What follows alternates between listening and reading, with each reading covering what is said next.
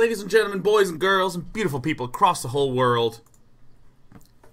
Excuse me, gross. Wow. We began with a burp, and we transitioned straight into competitive Guilds of Ravnica drafts. I've been doing a lot of standard lately. I am into and feeling standard. But I'm in the mood to draft. It is a good day to draft. Cheers to Wizards of the Coast for sponsoring this stream. Cheers to myself for sponsoring this cup of coffee.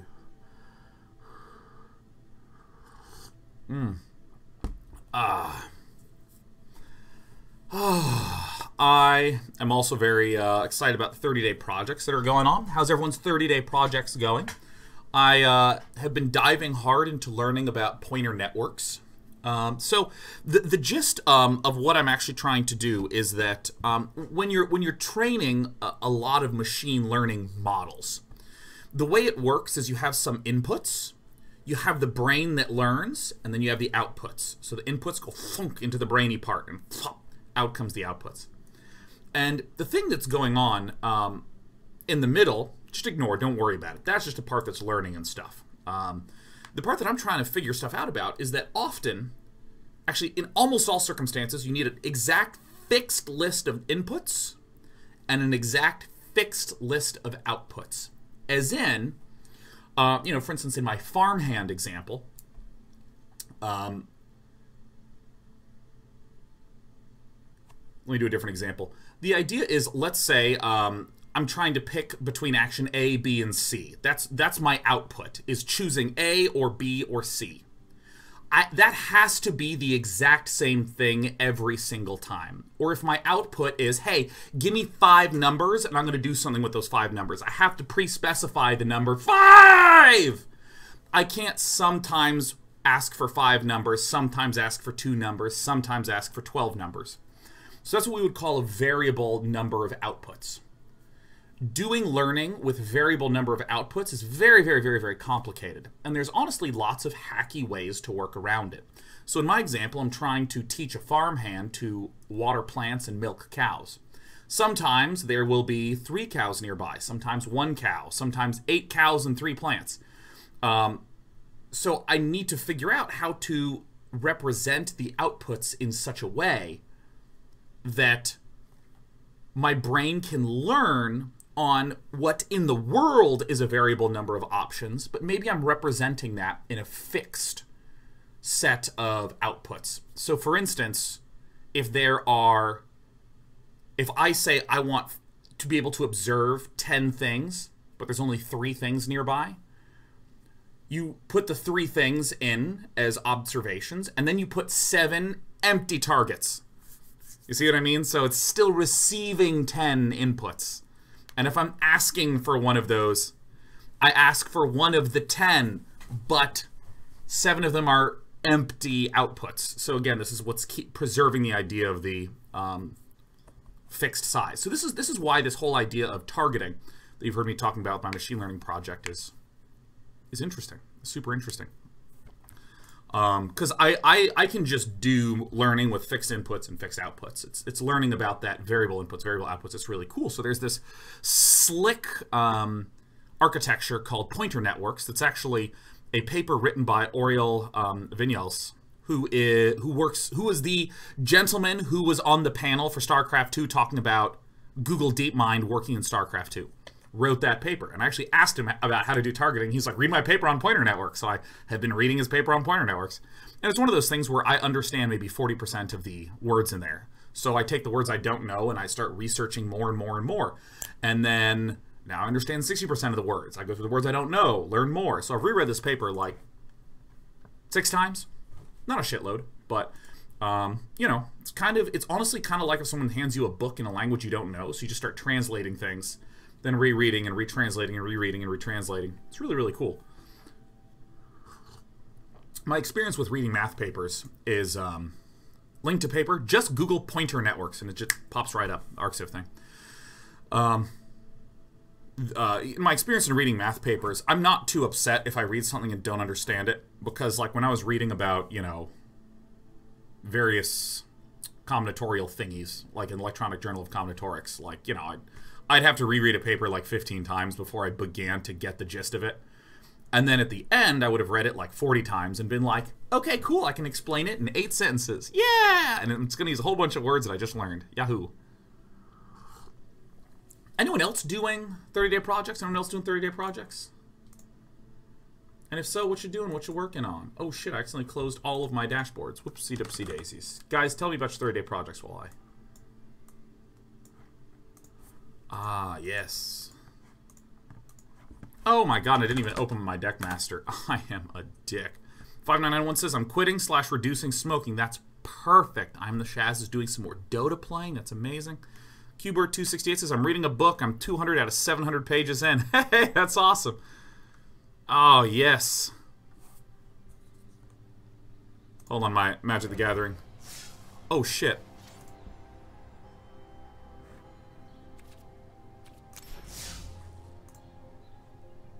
I accidentally opened a second copy of Magic the Gathering Arena when I meant to open my Deckmaster app. Whoopsie-doopsie daisies.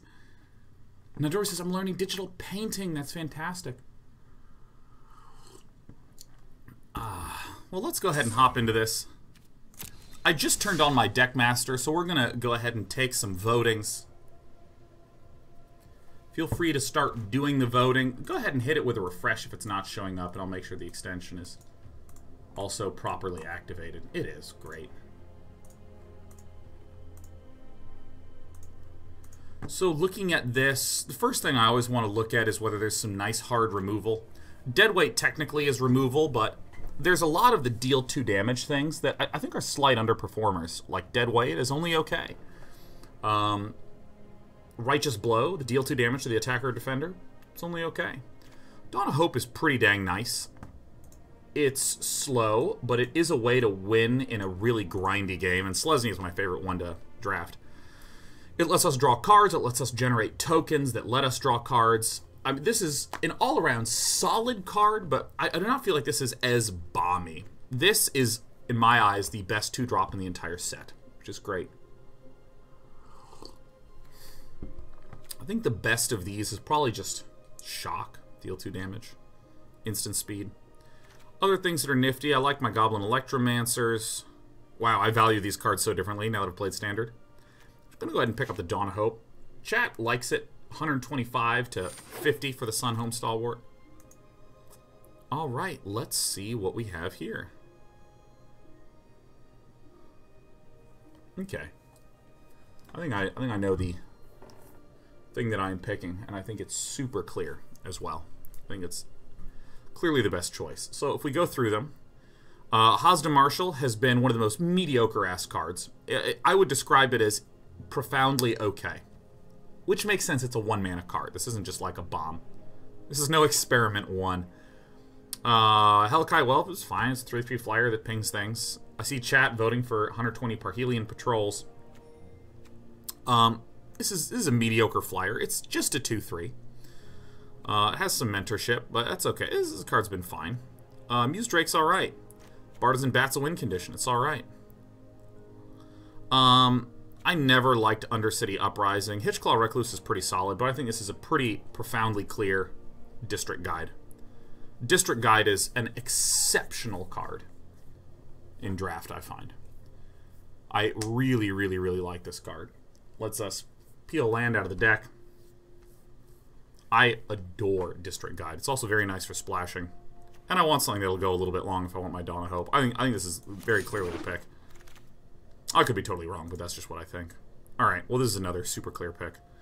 Yeah, Rock Charger's just stupid good. I will note, though, Plague Crafter is here. That's pretty nice. It's a removally doovally dude. Thoughtbound Phantasm here is pretty nice. I'm going to be kind of aware of these 2 colors. Direct Current is okay. Dealing 2 damage is just not that great. I just really... Oh, Rhizome Lurcher. I thought that was an Undercity Uprising for a moment. This is pretty nice if you're Boros. Jesus, this is pretty nice if you're Golgari. But I really like the Rock Charger. It's like amazing in Selesnya. We may not be Selesnya. And that is okay. What are the best cards here? Crawl Swarm, I've never been excited about. It's a 4/1. It dies to, like, everything. Righteous Blow's okay. This is the card I just find this to be the okayest thing. I used to be just like, oh my god, it's removal! Ah! And just pick this up, snap every time. Pack's Favor is pretty fun if you're in an aggro Selesnya deck. Selesnya Locket, I think, is just... if we're putting a Locket in the deck, we'd probably have something that's just not working out quite right for us. This is nice, 3-color. I feel kind of weird just picking up a 2-mana Dork, but I think I'm going to do it. Chat likes the Vernati Shieldmate. That's the #1 they upvoted. I think that's pretty reasonable as well.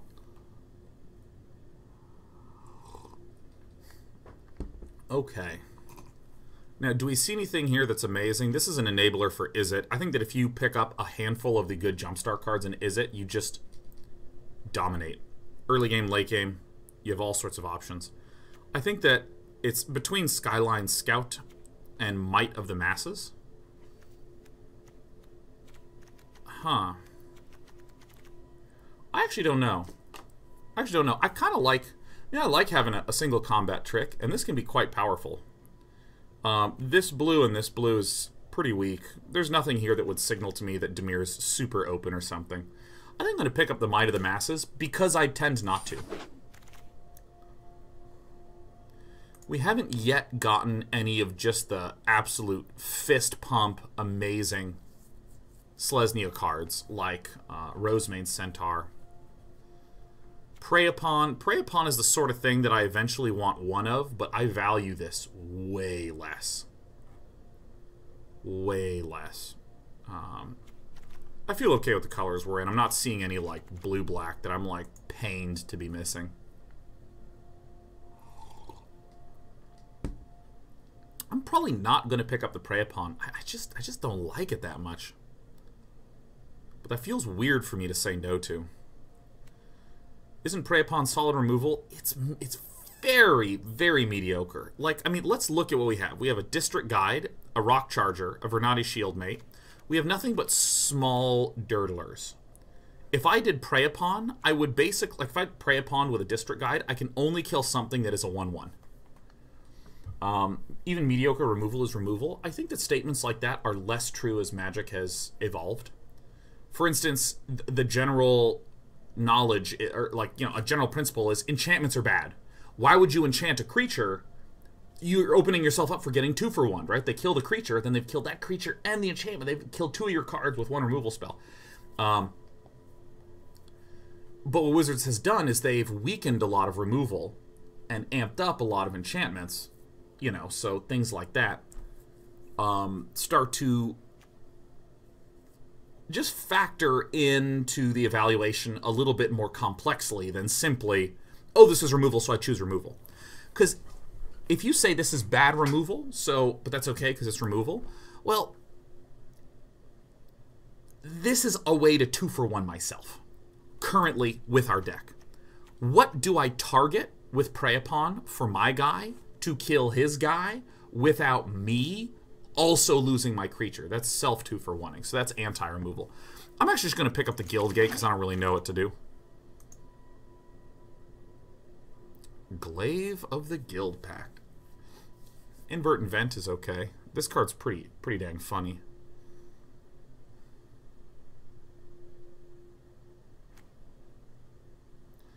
I kind of feel like this lets me also find a gate.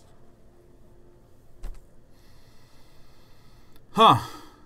Do I really want an Intrusive Pack Beast? Not really. Do I really want to Crawl Forgers? Not really. Do you guys want to just try to Glaive of the Guild Pack? I think I'm just going to give this a shot. I never pick this puppy up. Let's pick it up early. And often. Alright. Here is Sworn Companions. This is very nice in the Selesnya setup. It gives us an option to Convoke. We're not seeing anything in colors that are alarming us that we're missing out on. Wario copy, I think it's pretty solid in Selesnya. Really like our Sworn Companions. We want some damn Convokers, though. Oh, yes, this is great. This is fantastic. Spend a bunch of mana to have a larger threat, or drop it early. Hell, it's not even an or, it's just good to drop early. Okay. Now, if I stop and evaluate for a moment, Might actually be a little bit more aggressive. Maybe we do want the Hazda Marshal. That's reasonable. Crushing Canopy is pretty tight, though. It lets us just blow up flyers. Hitchclaw Recluse is a very solid card. There's a lot of little tiny baby flyers. I'm going to try the Crushing Canopy this time. Because we got to also have a sideboard plan. Okay. I think I also do the Selesnya Guildgate. I think I also do. I really like both these choices. Pax Favor is a very nice Convoker. Pause for reflection. Prevent all combat damage that would be dealt. We just chuck that away. None of these matter. Oh, Vraska. I mean, the gate here is actually pretty nice for Glaive of the Guild pack. This is probably pretty good. I think we just pick up the Vraska, right? This is a 4 mana, destroy a thing. Let's see, what else is here? Ooh, I like Goblin Crater Maker. Demotion is only really good in Boros because it says enchanted creature can't block, so it's just a way to get in for damage. Outside of that, it's the Beetle or the Selesnya Guildgate. I'm probably going to pick a Vraska. Oh, quiet. Immediately, I look down here because I'm like, do we have a Guildgate? I think the Flower and Flourish is a completely acceptable way to finish a game. We're also looking a little bit smaller, so I kind of like a sort of big finisher. This actually feels fantastic.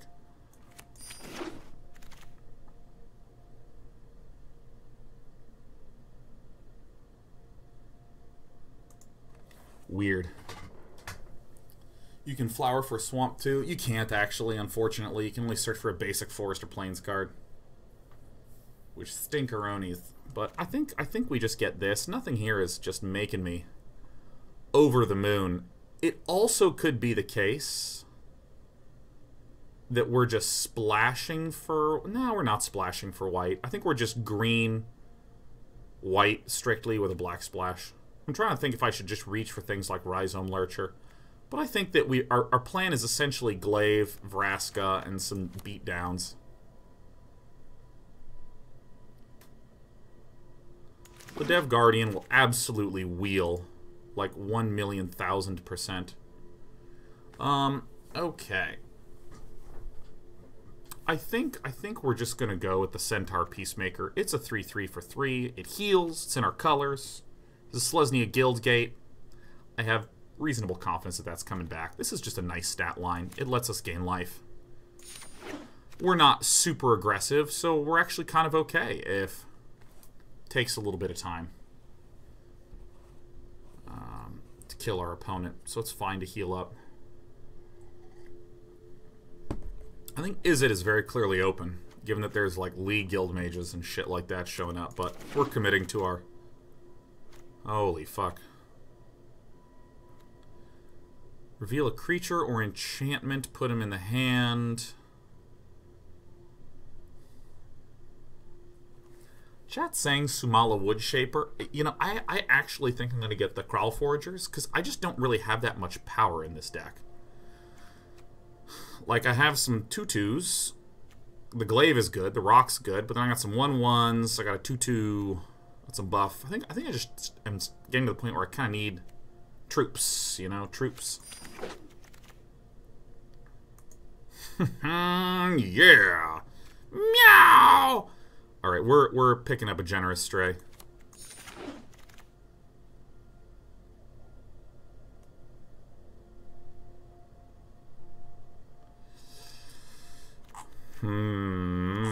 I actually think I can just go 3 color. I think we need the Rhizome Lurcher. I think we just need some beef. We need some beef in this deck.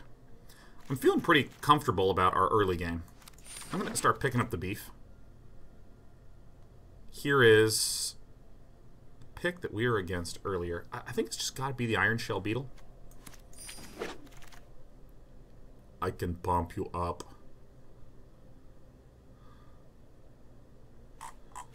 I don't even know if we'll run a Golgari Locket.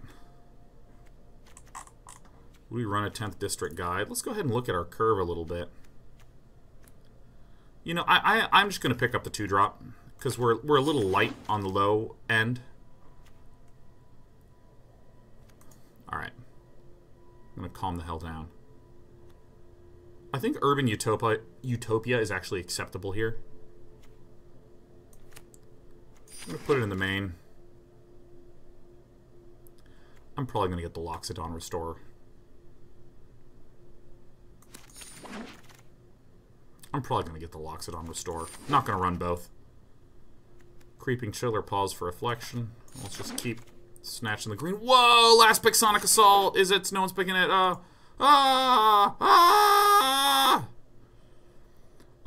Do we wish to have a Swarm Guild Mage or a Ladev Champion? We wish to have a Ladev Champion. Right? Good. Good. So now we're getting to the point where we have some more finishing things. Dawn of Hope, Ladev Champion, Vraska Golgari Queen.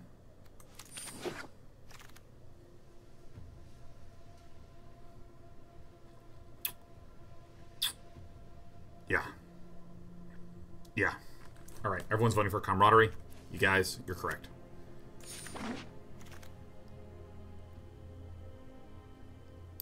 Ooh. I like the Arboretum Elemental. We're going to be cutting some stuff. Do we want a circuitous route? Probably not. I mean, just the beef is important, I feel.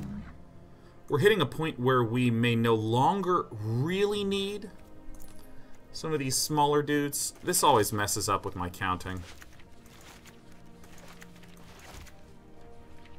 I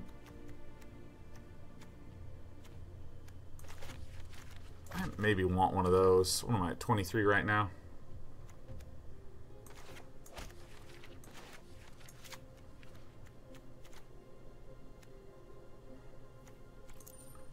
So I really don't like the Golgari Raiders. I don't think that's that great.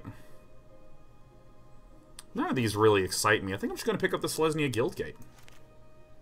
Putting it in the sideboard just to help me think properly. I don't know how we got so rewarded. Alright, we got like 150 votes for this right out the gate. There's a Rosemane Centaur, but we also have a Conclave Cavalier.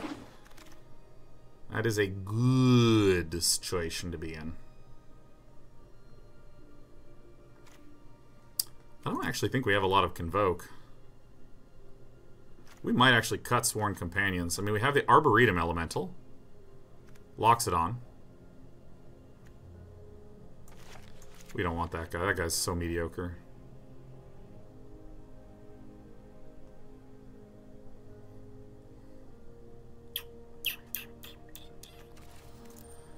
So we already have one of these. I don't think any of these are making me freak out. Grappling Sundew. Okay, so what the heck is our deck?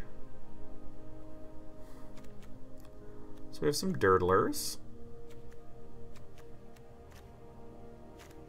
I actually just literally might not even need this card. We have just so many gates, man. We have like 5 guild gates.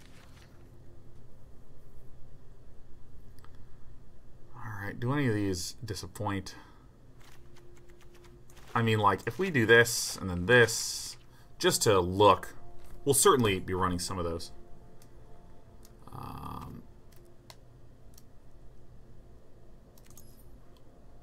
You know, I think we're a little bit more defensive, a little bit more slow. Do I want one of these? That's a tough choice. I feel like Grappling Sundew actually has some real merit. Do we have... We don't have any anti-air. It's probably better to just beat in on the ground, though. Whoa. Whoa. Whoa-wee, whoa-wee, whoa-wee. I mean, Siege Worm is nice, but here's some removal for flyers. Yeah. Whoa.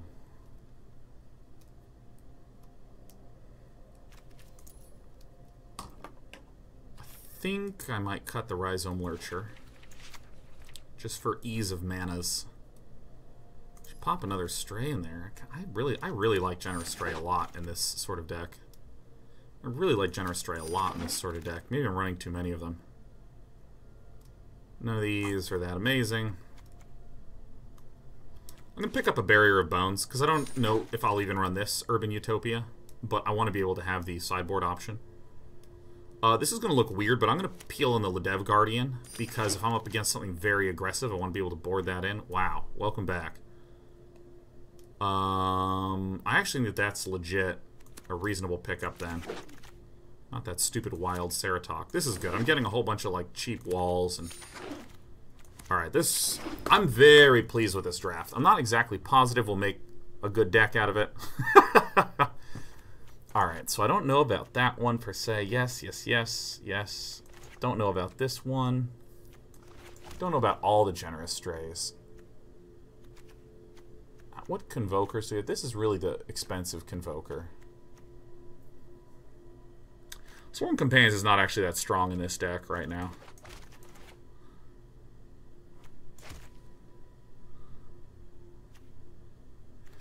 Okay, so Conclave Cavalier is amazing. Vraska's sensational. Sensational. Not 100% on this. Camaraderie. So this is part of how I just do the drafting process. I just put in the things that I'm like, oh, 100% certain that I want. Oh my god, you know. Do we want another swamp in there? We have 2, 3, 4, 5, 12 sources of forests. 4, 5, 6, 7. So we absolutely don't need this many forests. Get out of here, yes. What does this look like, huh? We have 6, 7, 8, 9 sources of white. We have 5, 6, 7, 8, and 9 forests. And if I look at that, 1, 2, 3, 4, 5, probably 6, 7, 8. Yeah, no, I think 9, 9, 3 is right. That seems correct. Oh my god, the greatest brewer on the internet, Professor Noxious, just hosted for 2,500 viewers. Hats off to you, good sir. I saw you trying to do the White Prison deck a few mornings ago. Oh, it was a thing of beauty.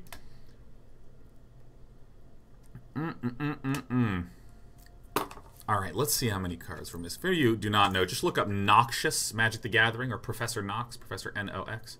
We'll drop a Plains for a swamp. I super wouldn't. I really don't think we need... I mean, 4 swamps is so much for 1 black card, and we have a district guide, and we have card draw. I think we want to make sure that we're hitting all the rest of our bears. Our happy bears. So okay, so we got slots for 5 more dudes, because we pulled out all the ones we weren't 100% certain of. So part of me wants to run Crushing Canopy main deck. That feels pretty good. If I just briefly look at some of the stats here, we have 12 creatures, but really 13 because we have Sworn Companions. I'm pretty happy with our Glaive of the Guild pack pickup. So I like pulling in the Generous Stray. That feels good. Let's look at some of the more... Let me just go boop. Let me look at some of the more expensive things. I actually think Golgari Raiders kind of makes sense for us. Kind of like the Golgari Raiders, honestly. That feels pretty good. Am I full of shit? I might be, yeah. Oof, hate it when that happens. Actually, I don't like Golgari Raiders as much. The Crawl Foragers I'd prefer, honestly. But let's think here. Are we adding in Barrier Bones? I think I'm going to say definitely not, because if you have a 1-mana card that's a wall, like this, that's a 0-3 defender that doesn't do much, first of all, I'm not happy to pick this up on turn, like, 10 or something like that. I draw a card and I got to drop this? Ugh. So when would you typically want this type of 1-mana card? You want to be able to play it on turn 1, 2, and 3. That's going to be highly unlikely unless I start getting 6 or 7 swamps in there, and I just don't think I'm going to run that much, so I'm probably not going to do this puppy. If we look at the spells that we have, I think anti-air is a big weakness for us. We have essentially one way to deal with it with the Affectionate Indrik. So I think I actually do want Crushing Canopy in here. I think I want some more 2-drops as well. So I think I'm going to put in this relatively pathetic 10th District guide. We don't need the Urban Utopia. I think we have plenty of opportunities to draw Vraska. So now I think that if I look at who we are and where we're going in life, I think what we want to do is actually put in some of the big boys, right? Because we have a couple of okay. We're just in 2-2 City. Woohoo! And then we go straight into some defensive cards, Rock Chargers, Strays, nice Centaur Peacemaker, 2-2, right? We do have some early game weakness. If I wind up against an aggro deck, I'm going to board in the Ladev and both the Loxodon Restorers. 4 toughness is really nice. But in terms of right now, what do I think is really important?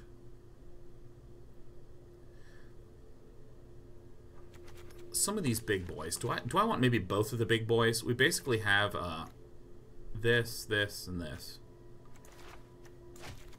Maybe I actually just want to do that. Just put in both the big boys. This is baby cat deck.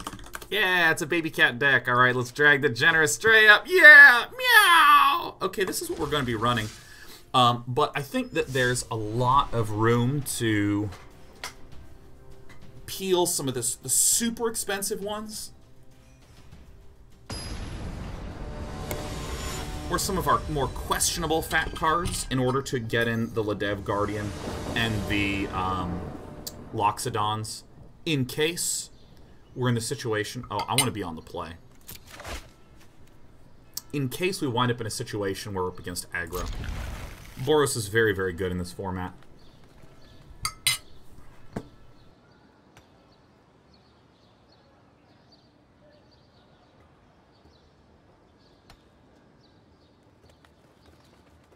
As I said that out loud, excuse me, I'm kind of the opinion that I think I should cut the Kraul Foragers and instead put in the Loxodon Restorer. I think that's just a strictly better option. Okay, so we have 3 mana. Next turn we can make 1, 2, 3, 4, 5, 6. This needs 9 mana. Holy shit, that's such an absolute nut draw. Since this is the nuts right here, I'm going to play the Generous Stray to try to hit a land drop for our Conclave Cavalier. Not the land drop I hoped for, but still okay. Alright. I am a god. So, Ravengar, this immediately sets off alarm bells. Not in like, I'm worried, but this is like bad for our opponent. Like, being in a situation where you have these colors and a Dimir Locket, it took me a while to learn this, but like, you only want the Locket in your primary colors. Like, if you're an Izzet deck with a Golgari Locket, or something with a Dimir Locket, because you hope you can play 4 planes. Fuck, I can't talk.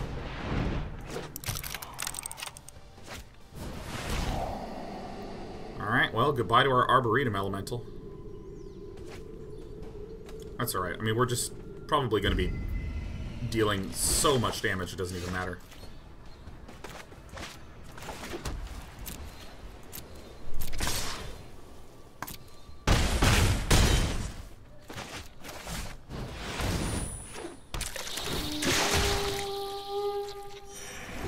Heal for 1. This card really is like a worse Loxodon Restorer, huh?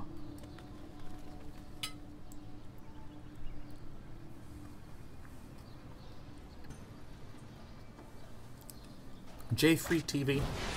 I'm so happy you liked HGL. HGL is the best. I'm gonna leave this Selesnya Guild Gate in hand. We have all the white mana we'd ever need.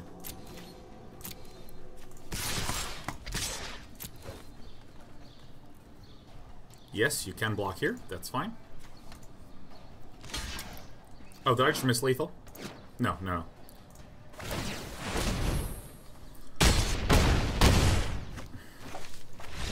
So glad you enjoyed yourself, J-Free TV. I think casual try-hard competition is the one thing that is truly missing. I'm going to try this and then do this and see what I think of that.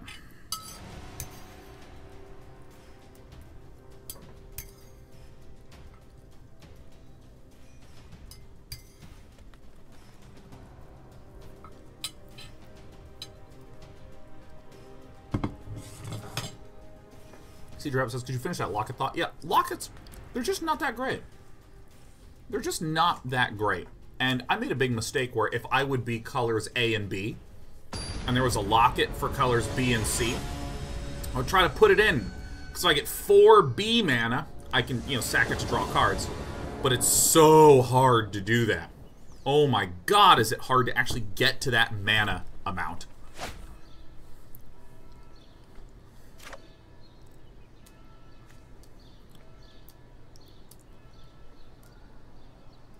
I think I do keep this hand. This is not a good looking hand, but we have multiple chances to draw. We have a turn 2 play. If we draw one more green source, we can Generous Stray, and we can get the Generous Stray glaived. 5991. Gifted 4 tier 1 subs for a grand total of 11 from heaven. Gifted to Hatch, Okledeb, Edelas Colarius, and King Joshua J. Welcome, everyone. Give your noble 5991 a happy time. Welcome. Let's just get this Arboretum out of here again, shall we? I'm not too worried. We have a Crushing Canopy for this. The thing I'm more concerned about is just peeling a land off the top, but I think we're okay. It does suck, but it's alright. I still stand by my defense. Or stand by my keep. But yeah, I mean, if you're running a whole bunch of Lockets out like that, pretty clear to discard the most expensive card.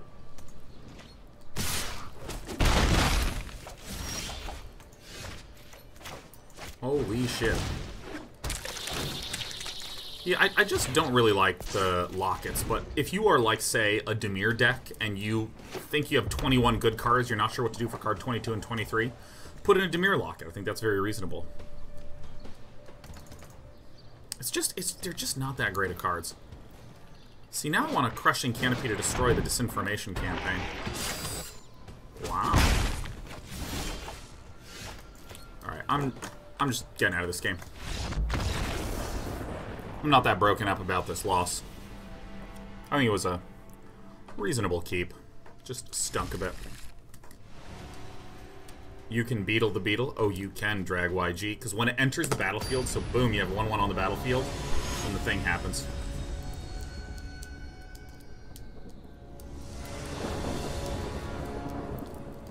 You know what? I'm going to be on the play. There's a hand. It's not a good hand, but it's a hand. Probably this, and then Plains to get the Shield Mate out. Our opponent's deck appears to be quite slow. And then I'll Selesnya Guildgate and 10th District Guide. This is a situation where if we get the Glaive of the Guild pack, we just kind of win. Too many lands to be a good hand. I'm okay with it. I sure do have a good read on this deck, huh? This is going to be so nice. Good lord. Now you know what Menace feels like. Ravnica. It's a Dorkblade agent. Oh, and a Rock Charger, you say? Huh? Wow. Well, this is clearly the play. No attacks. Now, Ravnica could have some number of removal spells, but I have 2 creatures, so there's going to need to be 2 hard removals, and we're just going into the face. Alright, we won. Because this just loses so much tempo! Yeah, you can draw cards all you want, but we fully intend to win this game by playing the Glaive of the Guild Pact. We equip it onto this, and then we attack with both. This gives my other dude the ability to fly, so now we are currently on track to win in 5 turns. Disinformation campaign doesn't scare us. Hypothesizzle does not scare us. Hypothesizzle is going to force Ravnica to discard a non-land thing. And wow, discarding the Wee Dragonauts. Nice. Alright, that's kind of hilarious. So now Ravnica can block with both of these. And the 10th District Guide will die. And that's fine. We're going to get a Generous Stray down, who is, again, also going to get the equivalent buff, should we choose to Glaive of the Guild Pact. No mana, no options. This is a very strong indicator. Meow! Very strong indicator that our opponent probably has some kind of removal in hand. Lotless Giant does not really matter.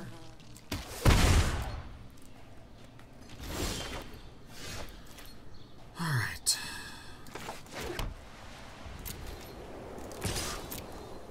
Keep swinging with our Vigilance friend.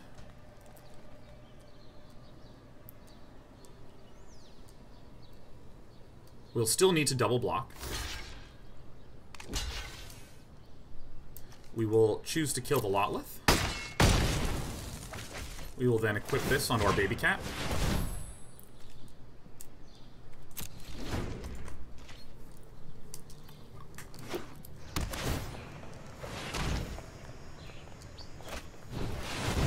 Hellkite Whelp is pretty good. Hellkite Whelp is pretty dead. See, this needs a bunch of red and blue, and it looks like Ravnica is actually getting there.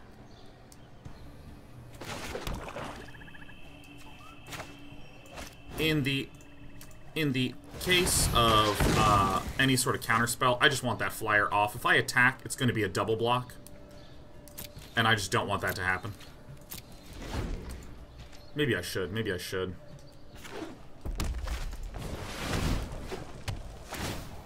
It's fine. Neither of these can surveil.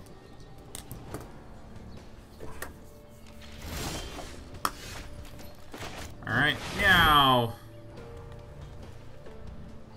You got a counter?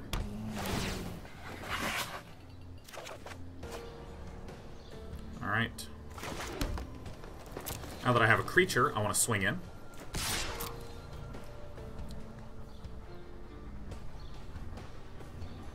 Double block can happen. I'll kill the League Guildmage. I don't want to kill like this. Play like this. Nice.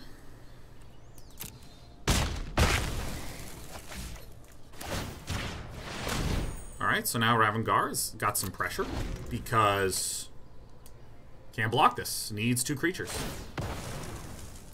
Alright, so that's going to slow Ravnica down a bit, but five cards is a lot of cards. It's a lot of cards. Dimir Spybug, that's okay.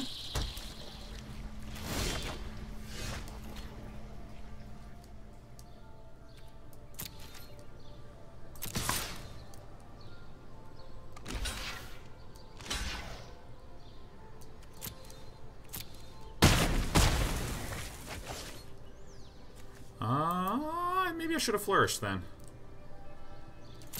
I think I have to keep it.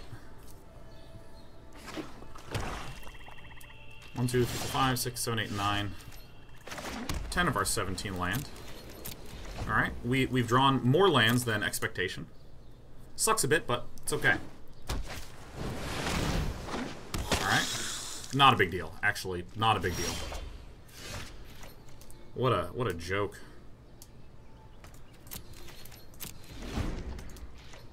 We have Alright, oh, but, you know, I think we're kind of in a stalemate position right now. I mean, that's actually kind of fine. I should not have played that Plains. I should have kept that Plains. That's discard bait. Alright, we're at 13.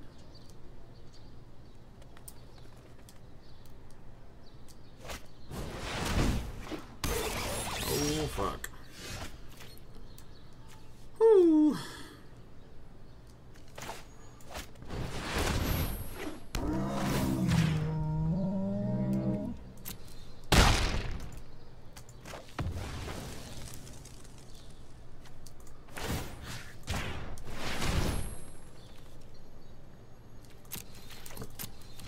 So we're going to try to hope that we get one more creature here, so that way we can play the creature in Camaraderie.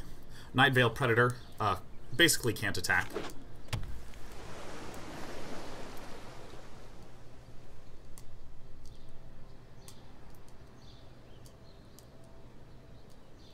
Why not fight the flyer there? Because it has hexproof, so I cannot target it. Do we have enough? 1, 2, 3, 4, 5. Fuck, I actually don't have enough mana.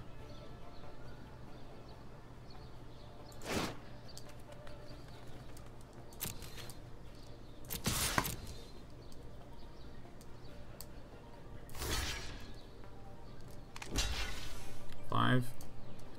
2, 3, 4, 5. Doesn't matter.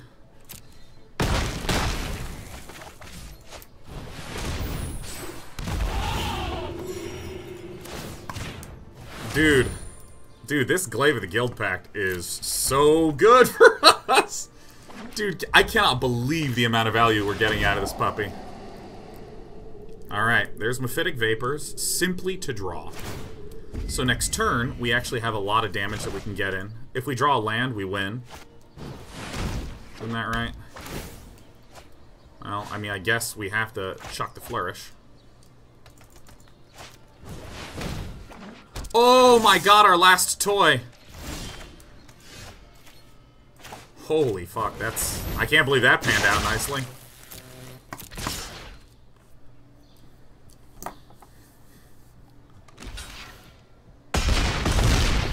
It was harder than it needed to be, but I like our deck.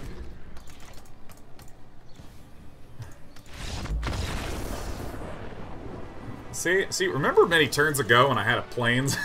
I could have just kept it and chucked it into the bin. That's fine.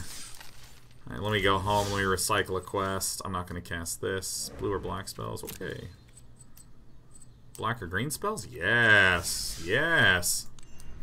Oh, by the way, I'm going out of town for a little road tripperoo up to the Northlands. So if any of you are curious, we're ending a bit early today. Isn't that sad? Not hugely early. Just like an hour, 45 minutes earlier. Like 6-ish. Straga says, so do creatures not maintain their taken damage over other turns? That's correct. That's correct. Oh, we always want to be on the play, my friend. Learn my lesson. Nice. Nice, nice, nice, nice, nice. Shambles. Shambles. Shambles, bambles, bambles with the 13 hundo. Said, nice game, always love learning some MTG from the best streamer. I don't know if I'm the best, but I'm certainly not the worst, and I try hard.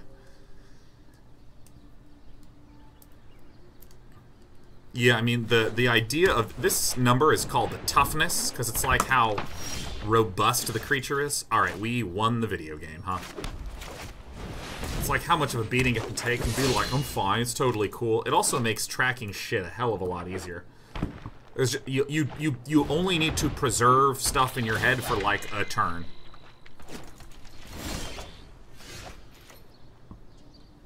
Damn. Alright, so this is a little unusual. I'm going to District Guide here in order to retrieve a forest. Oh, and I should be attacking here, yep. Killing the Crawl Harpooner is great. Now we get to bang out the Conclave Cavalier.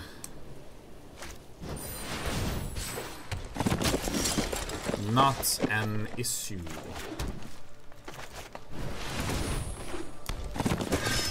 My 4-4 is better than your 4-4. See, now we're going to just get an army of things to Glaive of the Guild Pact. Well, I have one enchantment removal, so that's good. Crushing Canopy blows this up.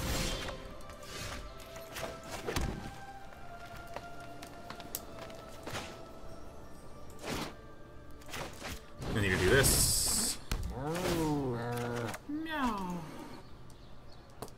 Alright, so probably want to play this. Flop it on this. Double block here. Trade a 3-3 for a 4-4. It's pretty good. What's our enchantment removal? Crushing Canopy. Destroy an enchantment or destroy a creature with flying.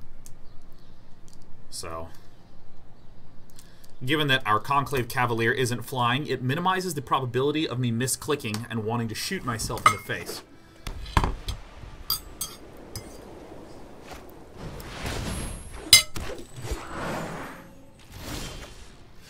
That's so bad for us.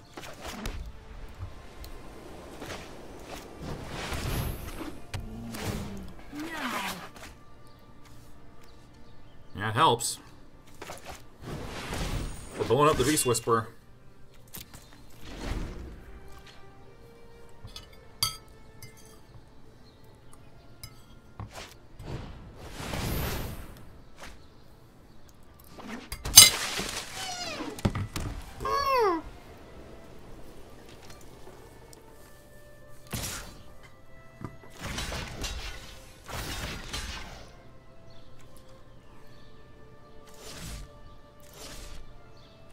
No.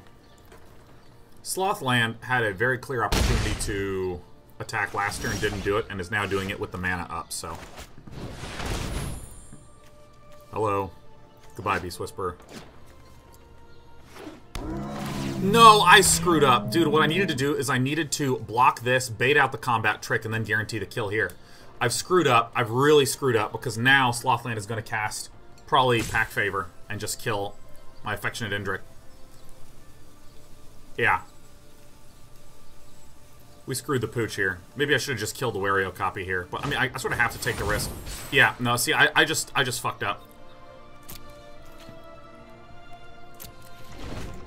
I really need to kill that. See, I don't have to take the action, so.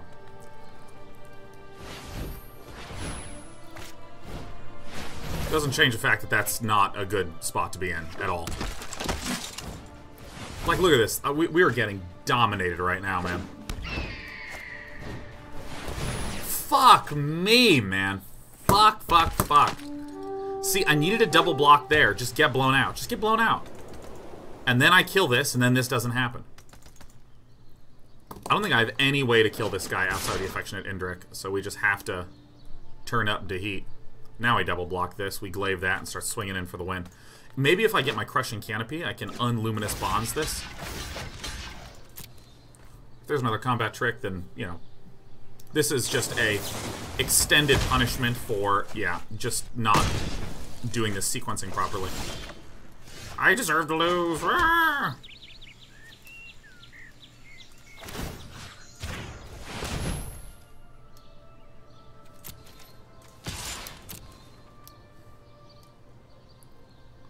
I deserve to lose.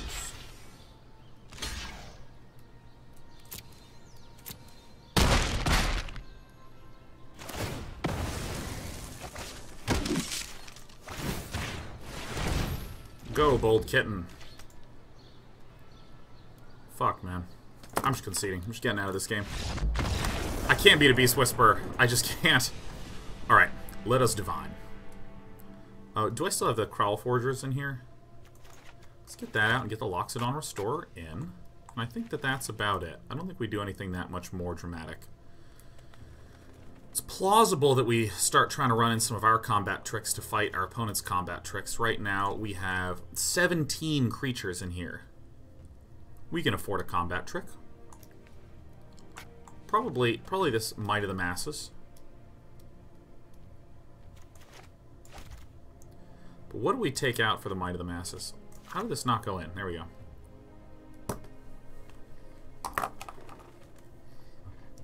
Golgari Raiders really kind of sucks. It was only actually, I think, good in that one game. We got to remember to just cut that Crowl Forgers and the Golgari. I think I wanted to have these combat tricks in here anyways. I'm on the play, baby. Nice.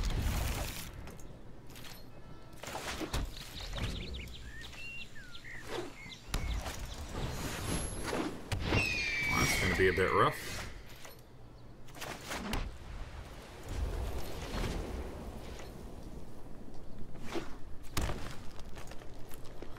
Probably the Ladev champion. We have a lot of lifelink in our deck as well, so I think we're actually okay.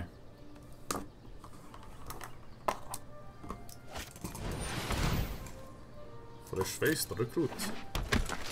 Alright, so now I feel like I'm obligated to play the Rock Charger now. Because Fresh Face Recruit, we want to be able to block. Now, Fresh Face Recruit swings here. Nice. Fresh Face Recruit were to swing.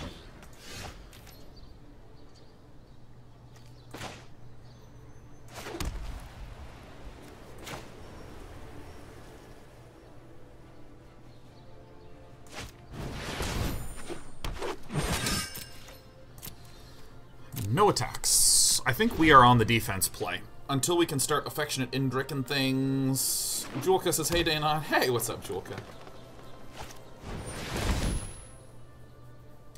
Nullhide Ferox. You can't cast non-creature spells. Okay. That's a bit of a problem. It's not the biggest problem. We do have Might of the Masses.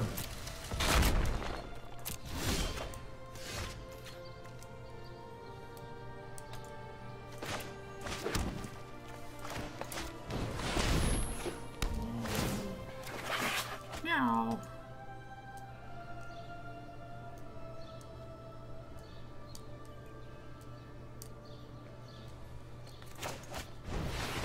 Alright, it's a good day to block, huh?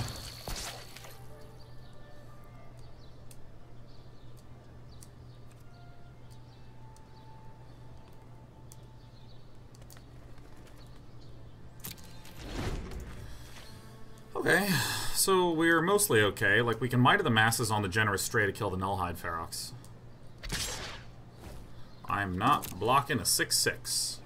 Just using the health as the resource here, man.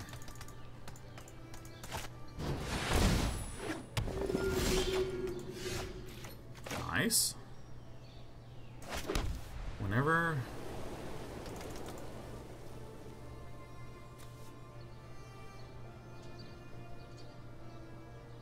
Now, I can Affectionate Indrik and just kill this right away, which is great. And then we can actually double block with these two and lose one. Actually, that's better. That's a better play.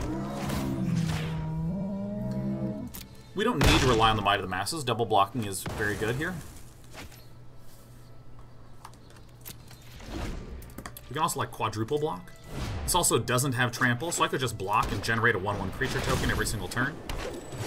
Fuck, man. Whoa, shit. Oh, oof. Wow, this guy has a lot of sick cards. Youch.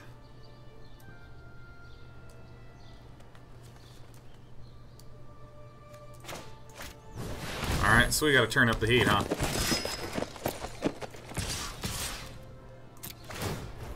This is the only way that we win, is if we turn it up, yeah? Having damage in the skies is tough. We have enough blockers on the ground.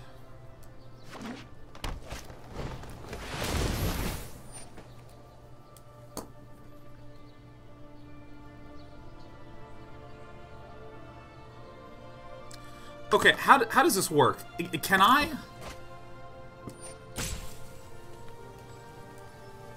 Can I get in between and Might of the Masses on something? How does this actually work? Okay, like what's the timing for me to do this? How do I do this? Can someone actually help me with this? No, right now. No, this doesn't do it right now. This does not do it. This does not do it. He's just targeted. I think if I get this wrong,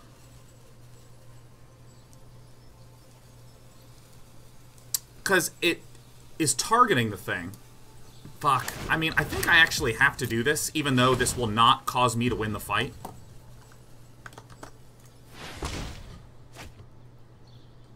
I think I have to do it now, and then Slothland gets the option to not do anything. And that's just the way that that works. I think that's correct. Yeah, so I know there were a couple people who were spamming desperately, like, you're gonna kill the Indrik, you're gonna kill the Indrik, but we unfortunately, like, were in this situation the other day. I still think we can win. Because we win in the air, we have a chump blocker here against the Nullhide Ferox to avoid any sort of combat trickery. We have some 4/4s to block other things, and most importantly of all, the Ladev Champion is going to be generating 1/1s. Now, there's not a damaged part of the fight like combat. That's the really tough and rough part, huh? See, we want the Glaive of the Guild Pack on the Rock Charger, so the healer's Hawk cannot possibly block this Rock Charger alone.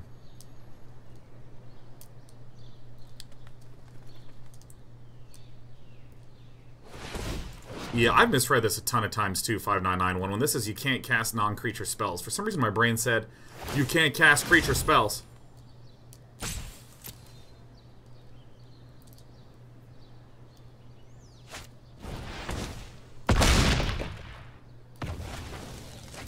Fuck. Little Skypecker, man.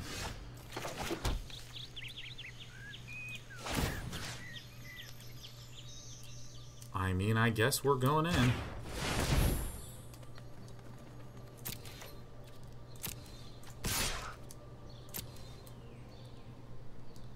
One, two, three, four. 1, 2, 3, 1, 2, 3, 4, 5. So next turn we can start generating 1/1s and swinging with.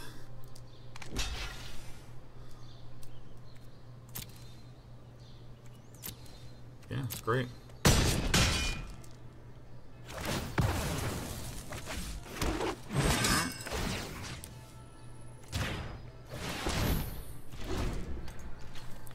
We can start generating 1/1 tokens. Fuck, man. Ah, this Beast Whisperer is so painful. Jesus Christ, man. I actually really don't know how I could have even won this game. Like, this Beast Whisperer is going off. And then the Affectionate Indrik, too, man. Slothland's deck is absolutely ridiculous.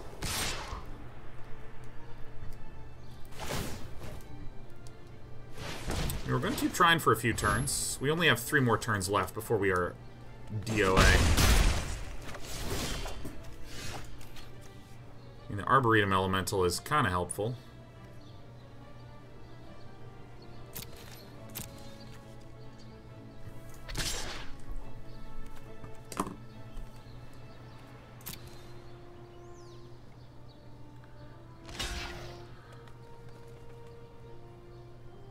God, we are so dead. Yeah, so there's no way for me to win. I'm just gonna move on with my life. Moving on with my life. Because we'll just get blocked every single turn, and then we'll die in 2 turns. Woo, yeah, I don't think I was winning that one.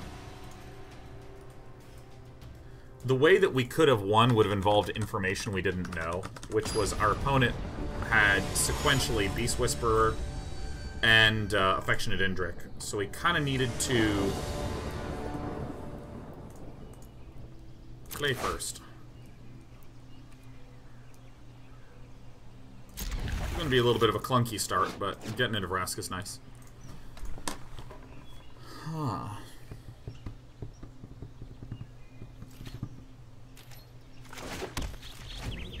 Just going to get my main colors out first.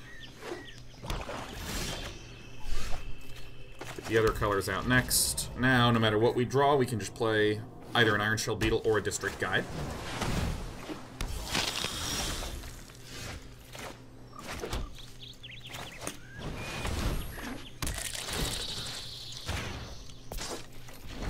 Now, if I District Guide here, I'm 1000% getting Selesnya Guildgate. I don't think I need a block.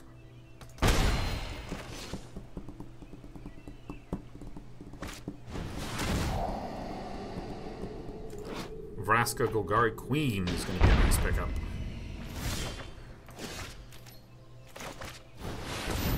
Must play this. I got a deck full of Selesnya Guildgates, man. Crushing Canopy, so sweet to have in the hand.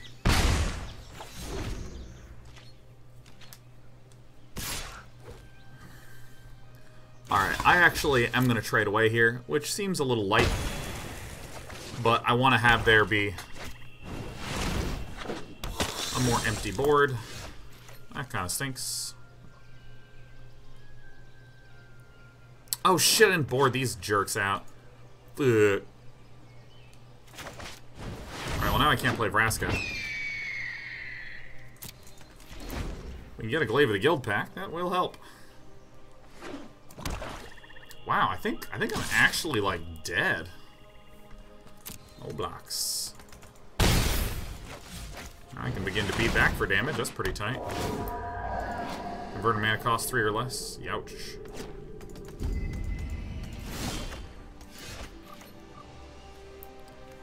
This thing is actually legit gonna kill me.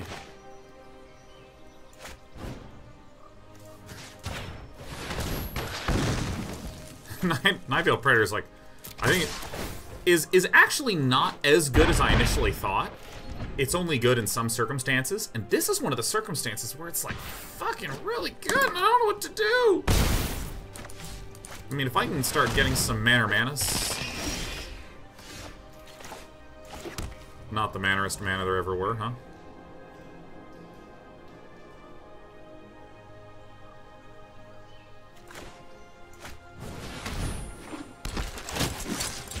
You, Beetle, go, become powerful. I actually don't know how I'm supposed to stop this. I think our opponent has us dead. Ooh. Alright, so if we take this, we're going to go to 5, which is not amazing, but what are you going to do? All right.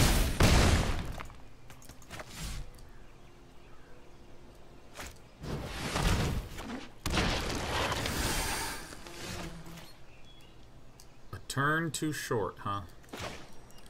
So I got to play this right now. Yeah, I think I am recalling a few decisions I need to now make in this deck that would have improved it a priori. So what am I blocking with, huh? Chump and straight block. Help him out. 1, 2, 3, 4, 5, 6, 7, 8, 9. That's enough for an Arboretum. But what we really want is that sweet, sweet land. Got a chump, got a block. Even though it totally sucks. Leap, Sir Agent. And maybe just insta-sacrifice it to force a double trade. That's a pretty good play.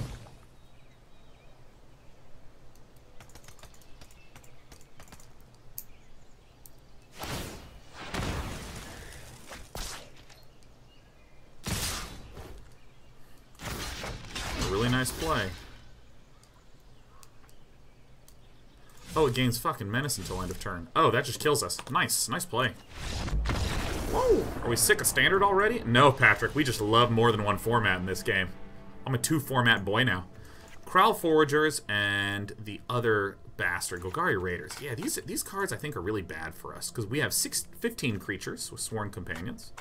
And we have Dawn of Hope, which is a thing generator. I think I should have had the Pax Favor and the Might of the Masses in all along. I think that's what we definitely needed in. Earlier on. Did you just click to the tune of the FF7 victory song? Yes, Nom Goose. On the play. Mulligan. Keep. If only I had white mana. Alright, no Dawn of Hope. Oh, that's so sad seeing it all the way at the bottom. This might be a 1-2 draft.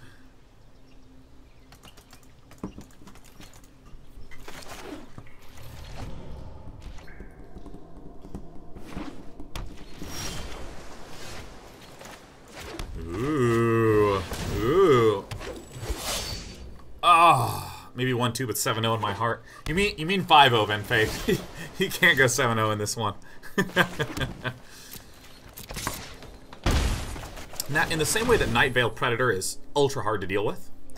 Yeah, I was like, Essence Scatter isn't in this. Wait, but I don't think Negate's in this either, right? Essence Scatter's for creatures, my bad. Yeah, but if we ever get Conclave Cavalier out on turn 4, we just, like, snap-win that puppy, man. This, I think, was the error on my part. I needed to count how many creatures I had and note that Pax Favor and Might of the Masses are essential combat tricks for me to push through in the end. I think our opponent is actually stuck. But we would never be stuck on mana. That's not a thing that we do. That's the kind of thing that keeps you at 5-0. I say Sephrium. Oh, man.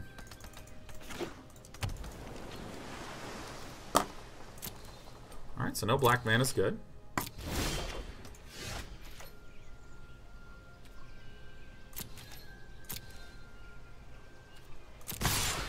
Whisper Agent.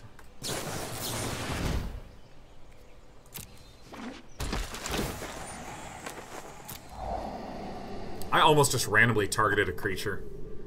Oh, wouldn't that have been absolutely stupid?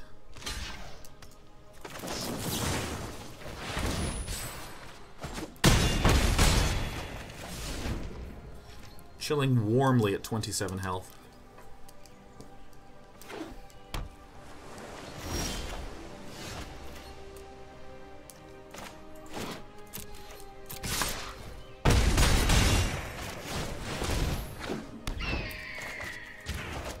I would absolutely love a white mana.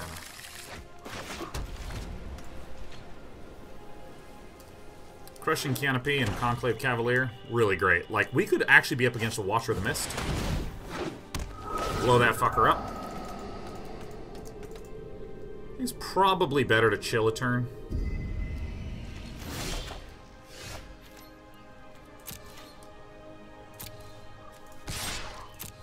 Swing with the Deverkin Dissident because it can buff itself to instantly blow up the Watcher, so there's no way that Ulja can actually block this intelligently, so we'd go to damage. And now we just bang down the Conclave Cavalier and fully expect to win next turn.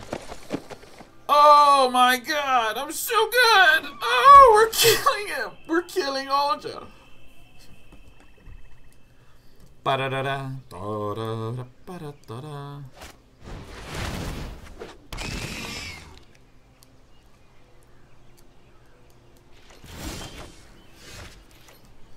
Alright, and then that's game.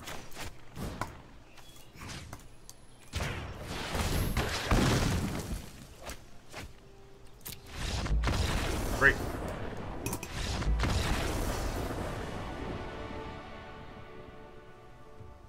I heard a man explode 2 times. Not once, but 2 times.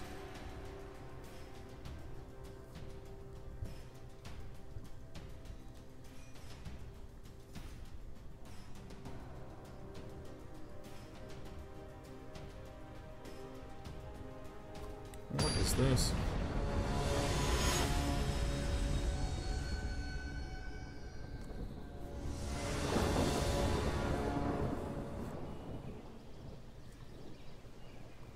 Alright.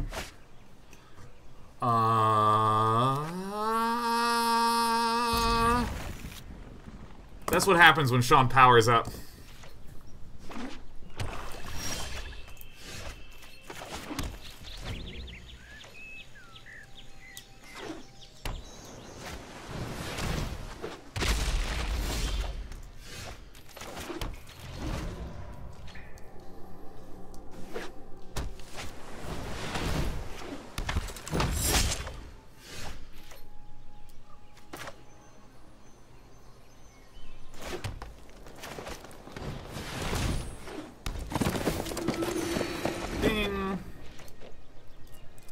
Now, if the Darkblade agent attacks, I think I permit it through. Alright.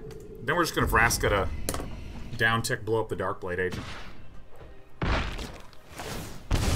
Phew. Nice.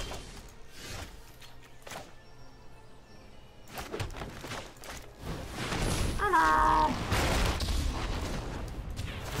Your life's about to carve it out of existence. So I'm gonna just be like uptick, uptick, downtick, uptick, uptick, downtick.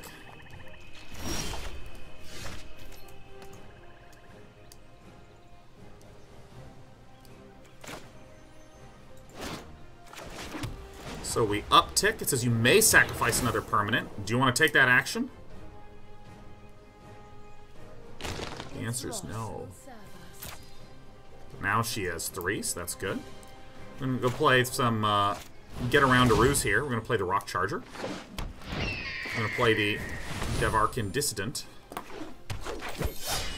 So in this way, we can actually fly over with damage. And we don't need to necessarily get our Glaive of the Guild Pact going immediately. I want to kind of build some creatures out, make sure I have some answers here. This being able to kill a bunch of stuff is so nice.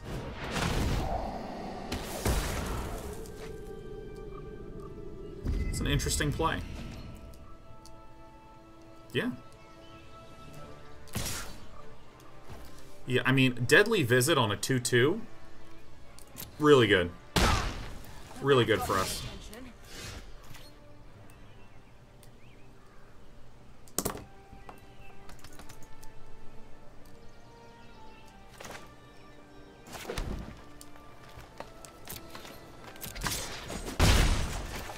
Go ahead and heal up. Wouldn't you believe it? I'm going to use this to go retrieve another gate. Take action! Selesnya or Golgari? Absolutely Selesnya every day of the week. Of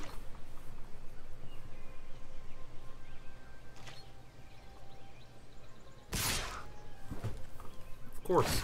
I will happily do this. I mean, is it that weird minus damage thing, or are you just throwing life away? Great. Alright, Centaur Peacemaker's gonna get glaved up. 1,000,000%. So we play this. We equip this onto the Centaur Peacemaker. We play another Selesnya Guildgate, because we are not fucking around.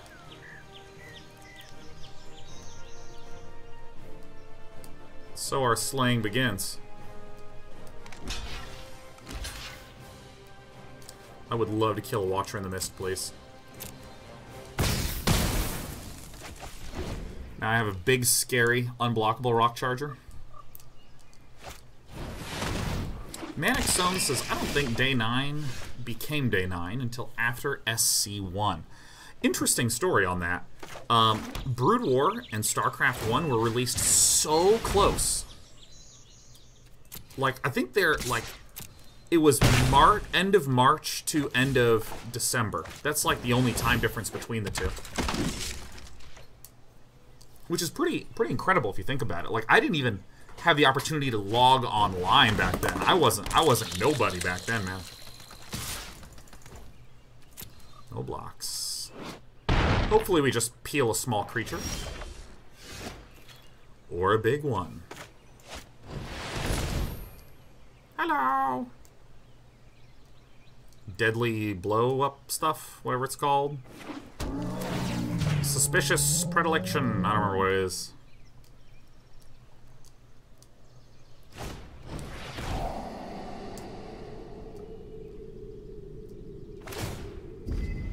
That's an interesting little play. That's an interesting little play right there is what you got. Take action. Yeah. It's to assert dominance.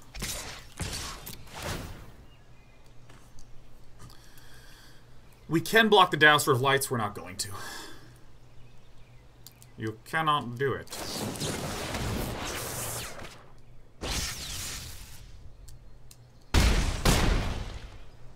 This is game 3 of this match? Oh, cool. I would love to go 2-2 with this. I would love to go 2-2 with this. Sinister Sabotage. That's the name of the thing. So this is just... Yeah, no, we just let this through. That's, like, not an issue for us. Because we want a Flying Indrik. Because we have 5, 4, and 2, which is 11. Plus 1, plus 1, plus 1. Is a bunch, and we're going to gain more health. It's unclear to me what our friend Olja84's goal is. The light shall forever be undoused. We do this pre-combat.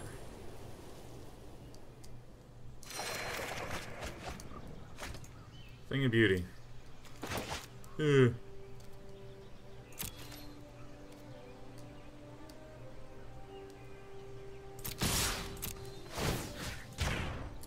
Let's go ahead and make the huge guy huger. You are permitted to block with your affectionate Indrik. Dude, if I had just played this in the other order, we would have forced a block. God, I love Brood War so much. That game is so wonderful. Oh, there's matches I can watch. Oh, shit, I'm going out of town, though. Woo! Yes! There's a bunch of great content. KSL, ASL. My brother's not casting because he's currently in this city. City of Oakland. Hung out with him on Tuesday. It was awesome.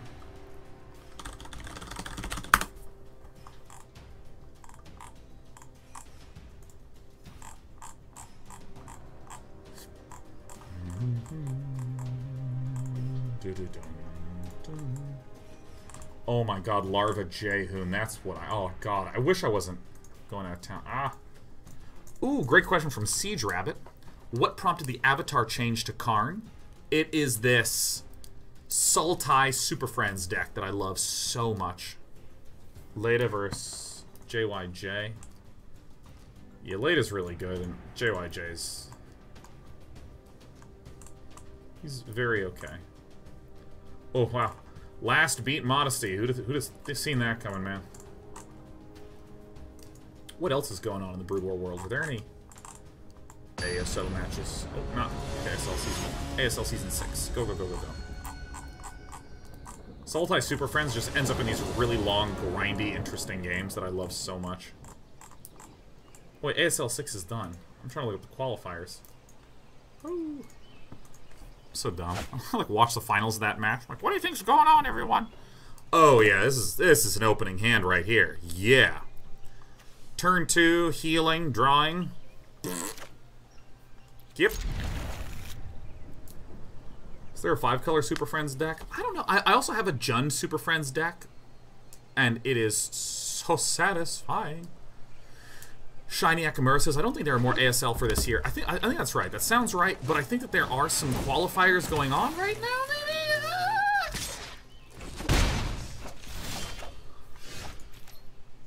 Alright, so this helps us dictate what our mana should be. We're going to hold the Swamp back for a little bit. It's my favorite Super Friends deck. I think the Sultai Super Friends overall creates a more satisfying pile of experiences for me.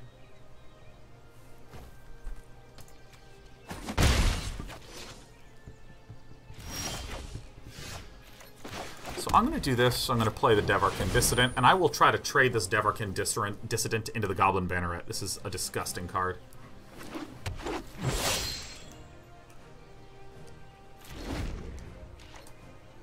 But I really like this Jund Super Friends deck because I love Angrath. There's this great combo you can do with Angrath and Baby Vraska, where you use Angrath's -3, which says take control of an enemy creature until end of turn, untap it, and it gains haste. Basically, snatch one of their things and you can attack with it.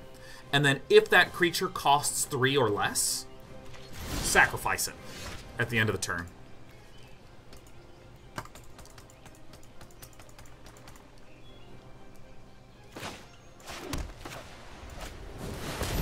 But what you can do is that Vraska, the small Vraska, her +2 says sacrifice a permanent you control. If you do, draw 1 card and gain 1 life.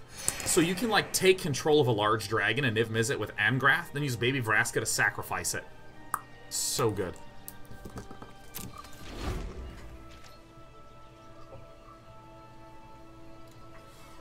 Maxone is asking how the matchmaking works in this. I believe it's like you get matched with someone who has the same record as you, plus or minus 1 win.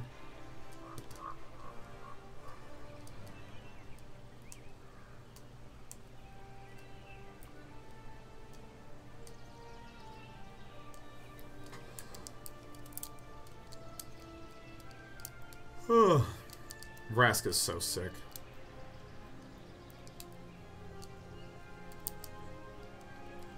I mean, like, I really like Karn Treasure Map. Karn Treasure Map feels excellent. Scrying to arrange your deck in the appropriate order, but then producing treasures, which then let you draw cards, but can buff your little constructs. Whoa, Jack Bodyguard. This is getting a bit scary. Mentor. What?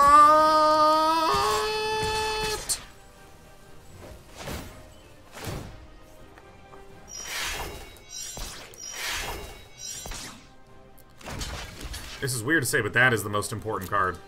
These have a fixed size. That other little puppy don't.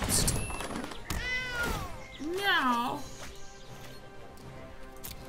So if these both attack, we double block, lose the Devarkin, probably. Yuck. Nice and passive. Love it.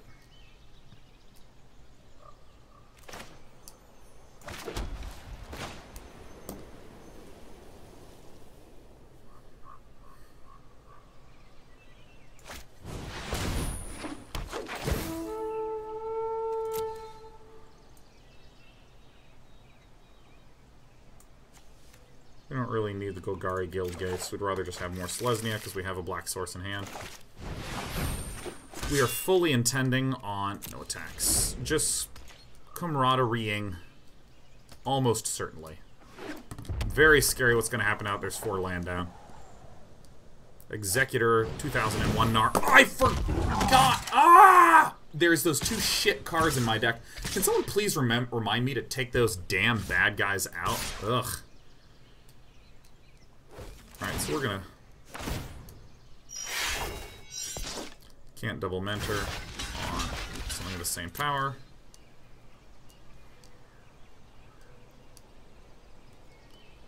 Oh, God!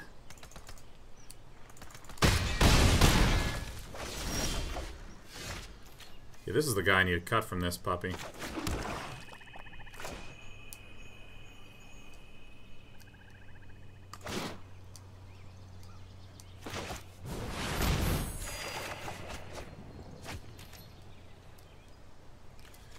No, nothing.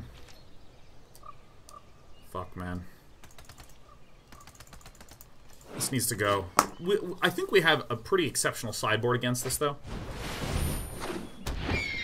I am the deadest dead there ever was.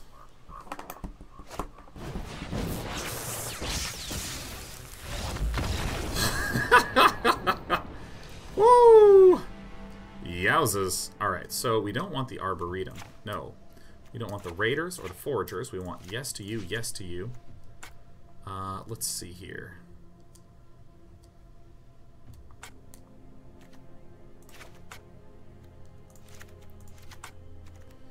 And then Might of the Masses. I think this is the... Oops, Pax Favor. 41. What's another huge dude that we cut? We want the Affectionate Indrik. Yup.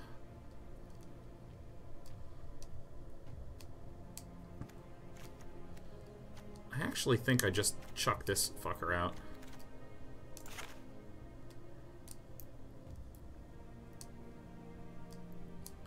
I believe the Guild Pact seems very, very slow.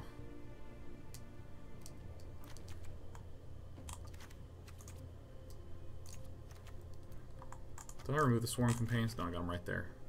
I should probably fiddle with my mana base, but I just don't want to.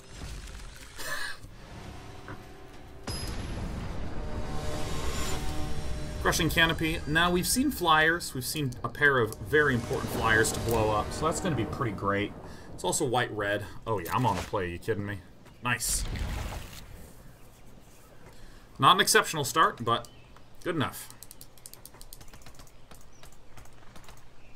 Didn't you win most of your games due to the glaive? In long games versus more slow, control-y decks, but given that we're up against an aggro deck that's trying to just kill us as fast as possible, I think Glaive of the Guild Pact just takes way too much time to just establish. We have to spend all these turns, like I'm going to play the Glaive, and then I got to equip it on a dude, it just gets +1/+0, you know, like, things like that, just pretty unexciting to me.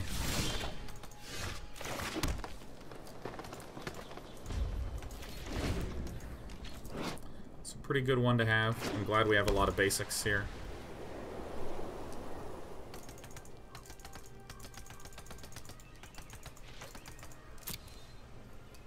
Attack. Block. Torch Carrier is pretty cool. I just don't think it's that great, though. I much prefer the other 1-mana guys. That's really nice. I think Legion Guildmate is a very excellent card, but it's slow. It's a great way to sort of close a game out if things are stalling a little bit. Hooray for Ledev Guardians.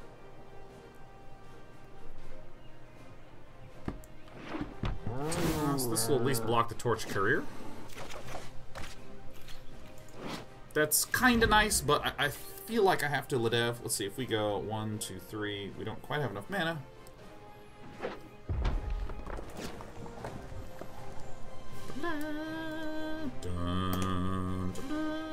I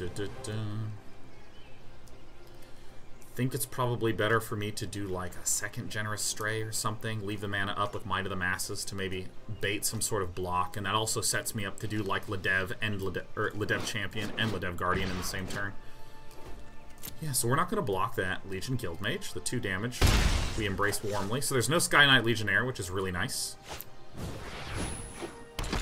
Totally not an issue. It's going to make a little 1-1. It's fine. Woo! Alright, we're rapidly approaching Happy Town. So I'm going to do this first. Because if we get a white mana source, we, you know... We're not going to play it, but... This would be the logic that I'm trying to apply generally. Boy, I'm a very good player. I mean, this will just, like, mostly win this game. And we're rapidly approaching camaraderie, which is great.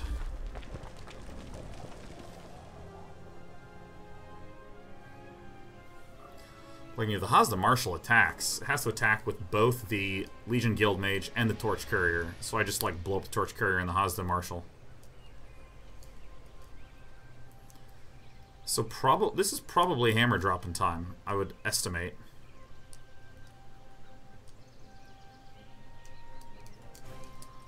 Estimably so.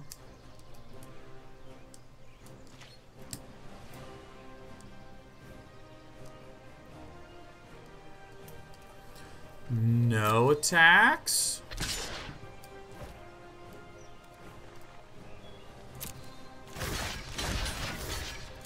See what happens.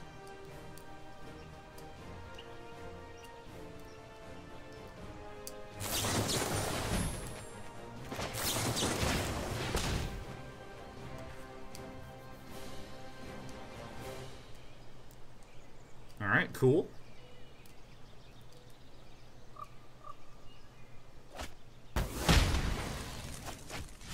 Get him, baby cat.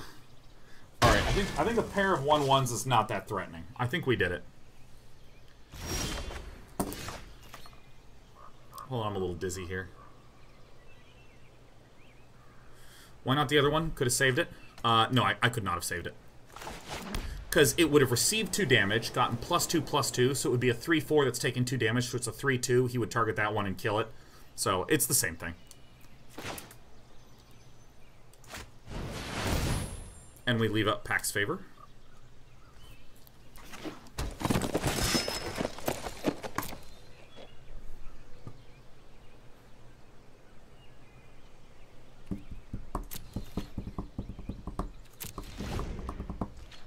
Truck says already can order blockers right before resolving damage. That'd be so awesome. Drinking enough water, Sean? I don't think so. Okay, Wizard, I don't think so. I don't think you'll get some water. That's a great suggestion. Blade GL, 1,000 bits says, probably one of my last chances to see you live, watching from Germany, and since I'm now moving in with my girlfriend, I'll probably adopt a healthier sleep cycle. This is a small thanks for all the times your cheery attitude and positive thinking helped me in the last 7 years. Well, Blade GL, if you are getting up early at any point in time, you're always welcome to come right on by, man. We'd be thrilled to have you here. And now Executor cannot attack. Okay.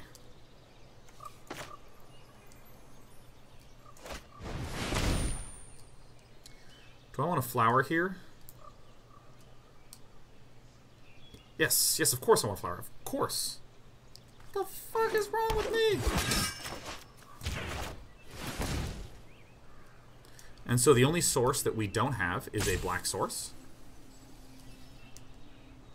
So we're going to go ahead and...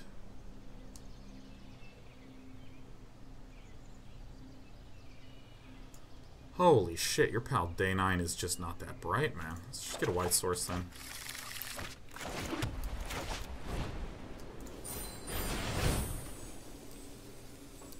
You know what's so funny? If you were watching this an hour ago, someone was like, ooh, you can use that flower to get a swamp. And I was like, ah, unfortunately you can't. And just then and there, I was like, everyone, I have an idea. Ah, yes. It's so good.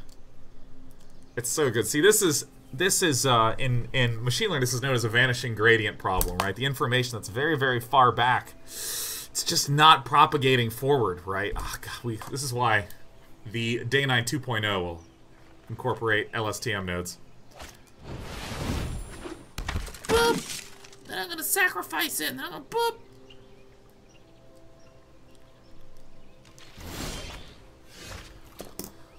I like card advantage. Actually, how do I... excuse me, how do I even want to do this? Yeah. It is a good turn to draw.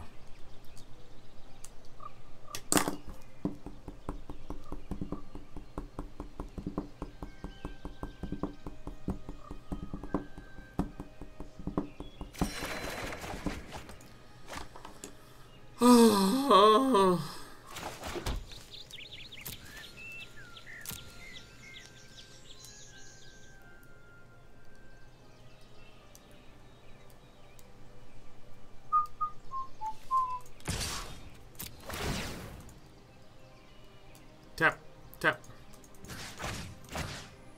tap. It's a 4/4.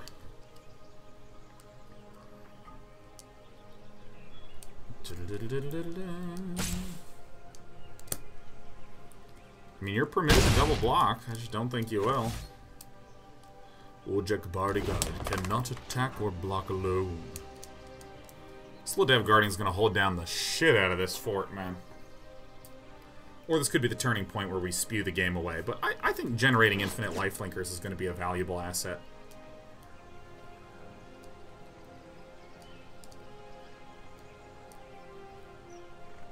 So aim your machine learning project. You can read about it. You go to dk30.day9.tv. You can read about it right there. Just look up Farmhand plus Ultra. That's all spelled out. PLUS. Yeah, no. We thought this could happen.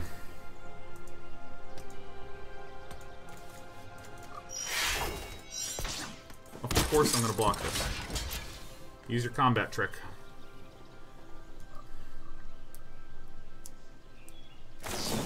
Oh, jeez. Oh, God. Oh, no. 4 damage. Oh. Devarkin Dissident.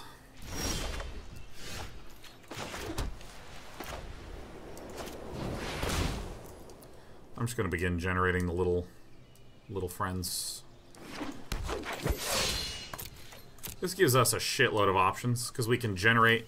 No attacks. We can generate a lifelinker, block, and then convoke with Pax Favor. We have so many blowout plays here.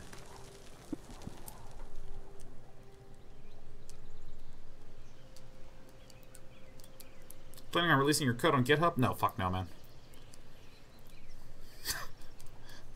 Such a dangerous idea to open source things if I am not fully prepared to dedicate like hundreds of hours of time to back and forth questions, and I'm just not willing to do that. Everything about open source is great. It's good. Don't get me wrong. But here's the thing, like communication avenues such as, hey, here's my code, things like that, that's like adding some nutrients to a petri dish, and all the bacteria is like, we're gonna grow on this shit. I'm not saying you're all bacteria. Don't get me wrong. I'm not suggesting that you're all bacteriophages. But, like, if I start releasing a whole bunch of content, that immediately creates an opportunity, that immediately creates more conversational back and forth about this sort of thing. That's like a thing to manage. And that's great. Don't get me wrong. That's great. When I can do it properly.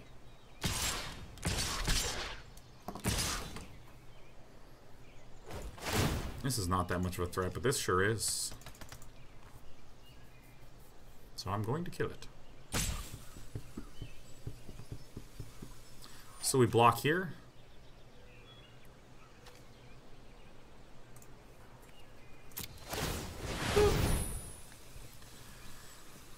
Lifelinkeroni in the pepperoni. We are bacteria. Well, I like the bacterial comparison because oh Jesus, my voice started to really crack there. It sounded like I get a lot of anxiety when I talk about bacteria. I'm just so scared. All right.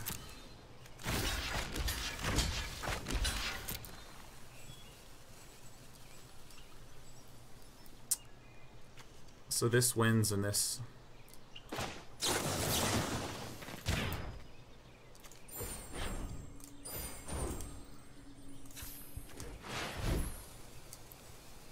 Yeah, so for instance, I love talking about my thoughts on games, talking about the games that we're currently playing, because then it makes people want to respond to the things I'm saying. And then I can actually do it, because I'm live, I'm here, I'm doing it. Bing, bing, bong, dong. Did Day 9 just say bong, dong? It's what I've always wanted.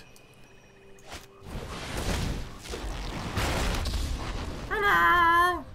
It's time to step out of the shadows. Boop. Fun? Consider it done.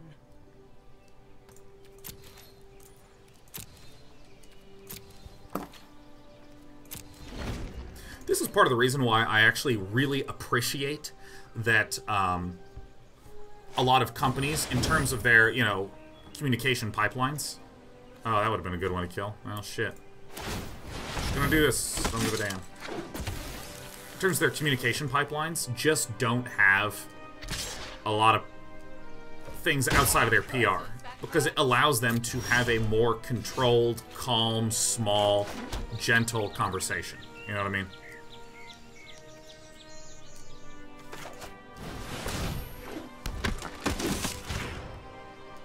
Alright, Ladev Guardian, go win me the game. Tap you and you. Everybody now. I'm a 6/7.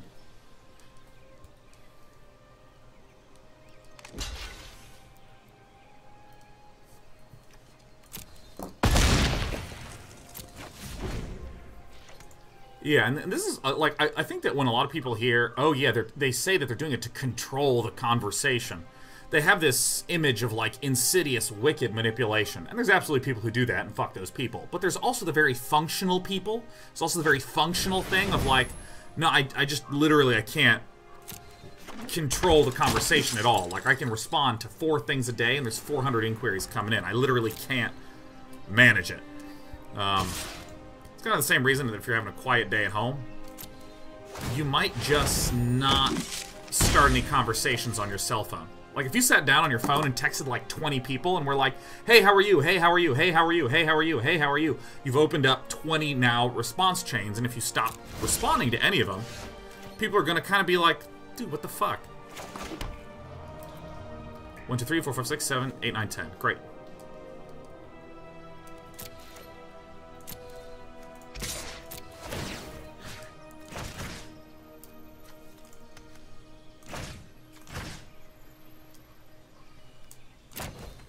Leave that many back.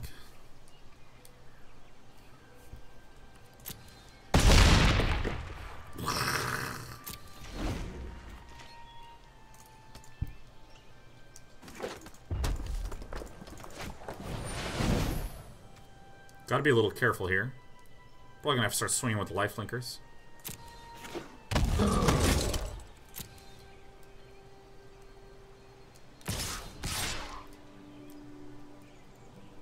Ojak's going down.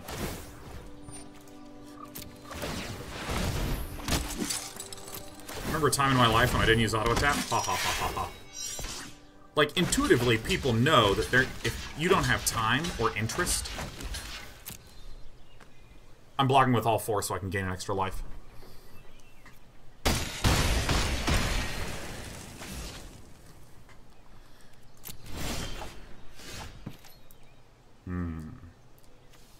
One, 2, 3, 4, 5, 6, 7, 8, 9, 10, 11. Great. So what I can do is I can actually attack like this and say yes. And tap every single one of you guys. So now I have a 7/7. We'll likely get chumped by this.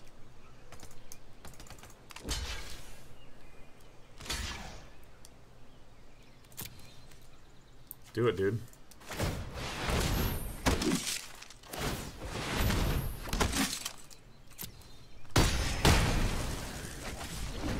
I didn't account for the double block.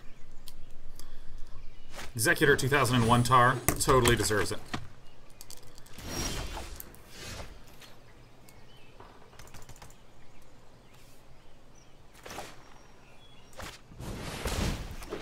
About this.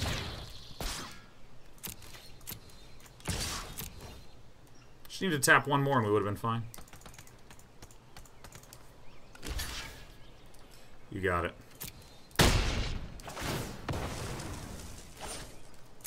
A resolution.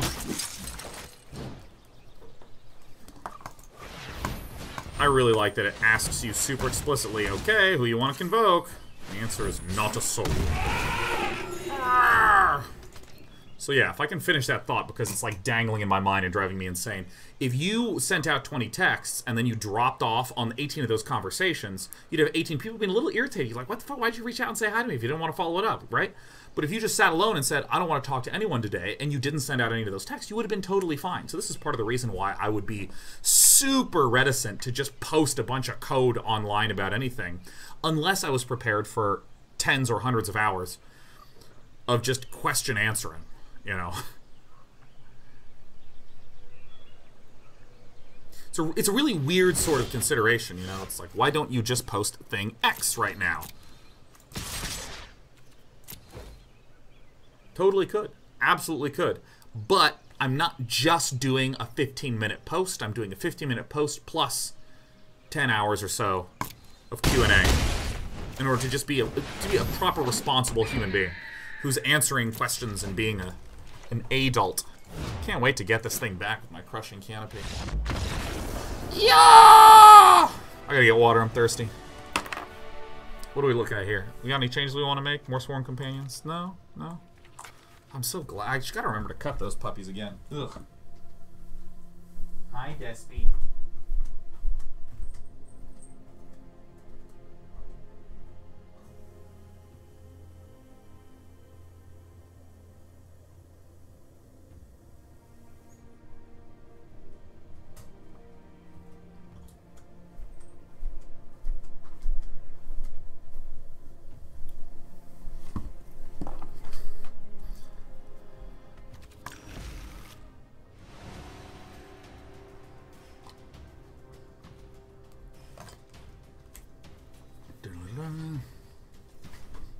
Timeless1337 says, but wouldn't the difference be that you aren't intentionally starting a conversation? You are posting an idea for people to use if they can/want. You don't have the same kind of obligations in that scenario, in my opinion. The most important thing you said there, Timeless1337, is, in my opinion. I'm not dealing with one individual. I will be dealing with, like, 1 million individuals. Or I guess if it's a piece of code, probably not that many. We'll call it 10 to 20,000 individuals. Some of them will have your attitude. Day9 doesn't owe me any conversation. Some of them will go, ooh, there's this weird problem. Let me ping Day9. Huh, he's not responding. He's probably busy. Ah, that's too bad. They'll feel disappointed, but they'll understand it. There's another chunk of people that will go, you know what? Why isn't he not responding? I mean, come on. It only takes 5 minutes to respond. You know what I mean? There's some people that will identify issues and be mad. Why did he post this thing in such a bare-bones state? Day9 sucks at coding. Ugh. And I mean, like, frankly, I think that last category is kind of crazy, right? Like, you gave me something and I don't like it. I'm angry with you. I hate free stuff. Oh yeah, this is a hand right here, man. This is how we do it. Your opponent goes first. Smash out the Conclave Cavalier. Get some stabilization. I mean, the GitHub community is the same as Twitch chat. Well, I mean, I've been doing this for 9 years. I have seen how crowds behave in a wide variety of different contexts, and the important concept is not what's the right way to do it, what's the wrong way to do it, X, Y, Z, and this kind of thing.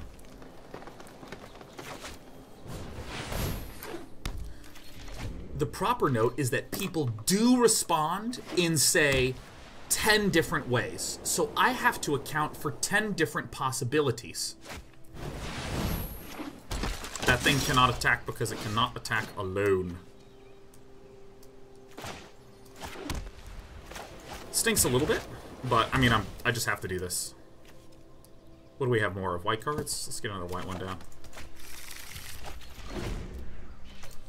We must do it. I wish that I could play the Centaur Peacemaker, but I want absolutely to have the Conclave Cavalier mashed down.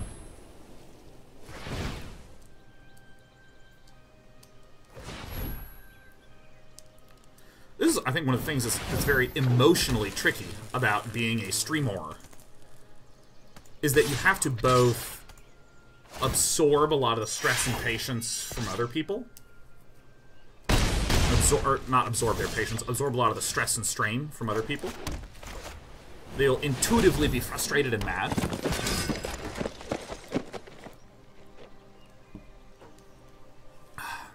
You must also, if you get shit on, I don't want to say suppress your own feelings, but basically, yeah, you have to figure out how to... Let's see, that's going to be 9 damage, so we'll go to 5, then we'll gain 4, go to 9. I think we're actually okay.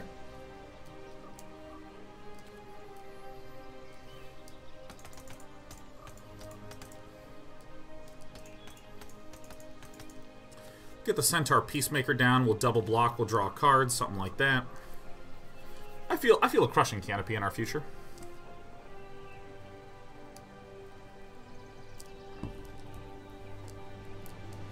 I think this is the thing that a lot of streamers get really wrong, especially streamers that are like super new. You know, streamers who've been streaming for less than 2.5 years.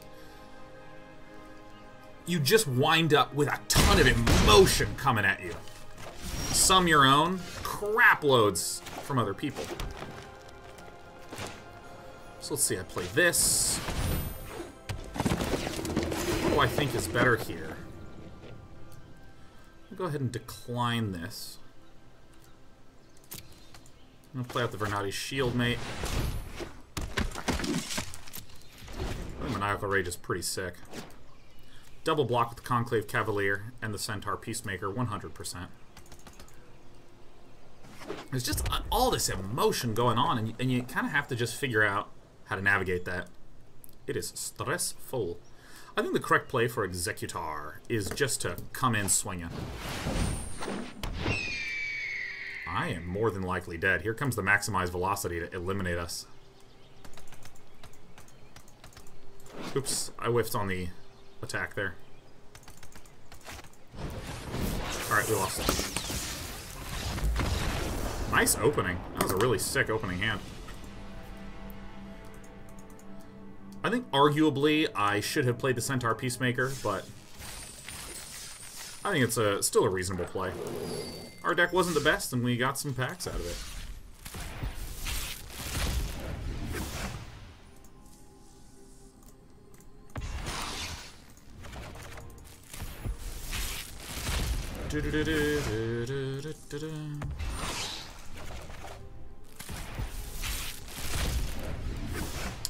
See, I think that like part of the issue that a lot of people have who are like young streamers is a lot of the way that humans interact with each other, like via streaming, is one-to-one interpersonal interactions. So for instance, let's say you are in a long-term relationship and you have a bad day and you get a little snippy with your significant other.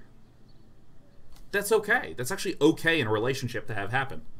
And for your partner to go like, you alright? Like, you're being kind of grumpy today. What's going on? And, you know, other person is okay with it. You're, you know, after you've had a moment, you know, chill out. You're okay with it. It's okay. It's okay. We're all okay. It's okay. On the internet, if you get real snippy, again, you are communicating outwardly to thousands and thousands of thousands of people at any moment in time, which, you know, if you do cumulative of, like, you know, YouTube and Twitch streams over the course of days, you easily get to millions, right?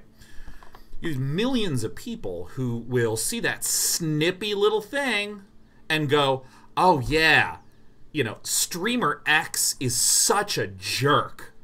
Ugh. They don't get to see the 10 minutes later where you calmed down. Or maybe that viewer has someone in their life who is an abject asshole and then apologizes afterwards, and that viewer's frustrated with that person in their life for just constantly whiplashing back and forth. And then when that viewer sees streamer X doing it, they infuse their own experience into that, and they're like, ah! And they get really mad. So you wind up having to manage emotions in a completely different way. Like Timeless1337, I hope you don't mind if I use the example that you posted. which was, you know, you asked like, well, if you post it, you don't really have any obligation, do you? Right? That seems, and frankly, in a one-to-one thing, that's totally reasonable, right? If I went to a friend and said, hey, here is some code I wrote that might be relevant to what you're doing. I don't really have any time to answer you, but, you know, there's your thing. The friend can go, oh, okay, cool. And you can work it out between the two of you. Your friend might go, why are you giving this to me if you aren't going to help me? Your friend might be overjoyed. Your friend might go, no, I don't really care. Your friend can have a huge range of interactions or range of reactions, but whatever one your friend has, you deal with that in the time. When you're having millions of people, you have the huge range of reactions going on. And it's a very different thing to try to manage. Like, for instance, if I am in a bad mood and I feel it, I don't stream. I just don't. Like, no, I'm not doing that. I just say, like, hey, guys, cancel stream. I'm going to stream tomorrow. There's times when I just, like, literally, it's because I just don't feel like I'm going to be in a good mood. You know, stuff like that. You'll note that when people call me out on shit, you fucked that up, Day 9. Oh, my God, you messed up this in your game. I take it pretty exceptionally well. Doesn't feel good. I'm not, like... It is annoying to have someone who wants to provide something valuable and they package it in a nasty, assaulting set of phrases. But I take it great. It's great. Because I'm well aware that there's someone who sees chat streaming up really fast, wants to quickly get the information out as fast as possible, and by virtue of trying to just speak quickly and directly, comes across really aggro. I get it. I totally get how that happens. I understand. I'm not treating that post like a normal person walking up to me and blurting shit out in my face, which doesn't feel good in real life. It feels a little bad here, but I have spent time thinking and reflecting and dealing with it. Now I'm actually okay. I'm actually okay when it happens. Doesn't feel amazing. I'm not overjoyed to have someone blasting in, but I'm okay. It doesn't bother me that much. And I almost feel like there needs to be like a emotional education for anyone who's stepping into the public eye for any long period of time. Just like, how do you have insane things happen, insane relative to typical one-to-one interactions?